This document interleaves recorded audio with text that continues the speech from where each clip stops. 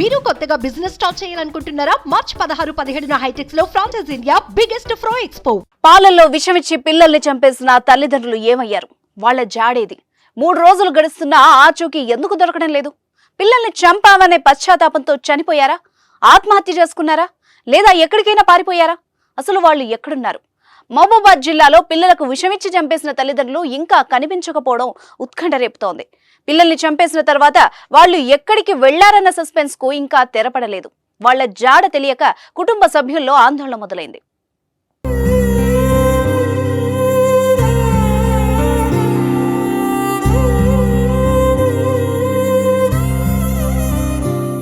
మార్చి 11వ తేదీ తెల్లవారుజామున ఓ వార్త విని మహబూబాద్ జిల్లానే కాకుండా తెలుగు రాష్ట్రాలు ఒక్కసారిగా ఉలిక్కిపడ్డాయి. అందరి హృదయాల్ని ఓ ఘటన కలిచివేసింది.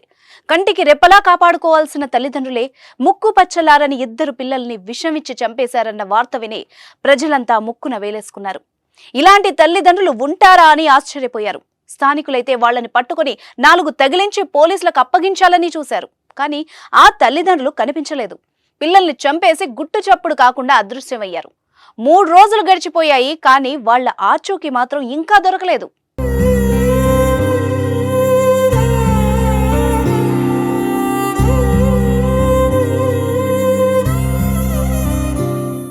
మహబూబాద్ లోని గార్ల మండలం అంకన్నగూడెంలో చోటు చేసుకుంది ఈ ఘటన.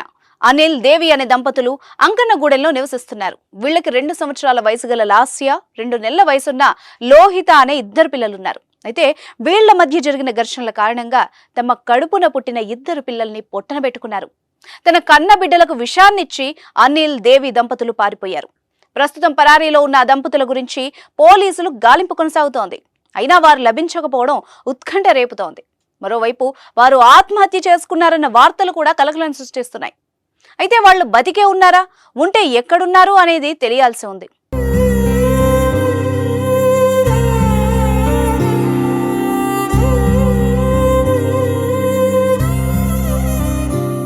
కన్నబిడ్డలకు చిన్న దెబ్బ తగిలితేనే ఆ తల్లి తల్లడిల్లిపోతుంది. అలాంటిది పాలల్లో విషం కలిపి నోటికి అందించిన సమయంలోనైనా తల్లిదండ్రుల మనస్సు కరగనే లేదు. నిమిషం ఆలోచించకుండా ప్రాణాలు తీసేశారు. తమ మధ్య ఉన్న కుటుంబ కలహాలకు పిల్లల్ని బలి చేశారు. నోరు లేని జంతువులు కూడా పిల్లల్ని దర్జాగా పెంచుకుంటున్నాయి. కానీ కొందరు తల్లిదండ్రులు తమ తప్పులకు, అప్పులకు కన్న మమకారం కూడా చూపించకుండా వాళ్లని పొట్టన పెట్టుకుంటున్నారు. నవమాసాలు మోసిన కన్న తల్లి కూడా కనీసం కనికరం చూపించలేదు. పసిపిల్లలని కూడా చూడకుండా వాళ్ల పట్ల దయ చూపించలేదు. ప్రస్తుతం ఈ తల్లిదండ్రులు దొరికితేనే పిల్లల్ని ఎందుకు చంపారు అన్న విషయంపై క్లారిటీ వచ్చే అవకాశం ఉంది.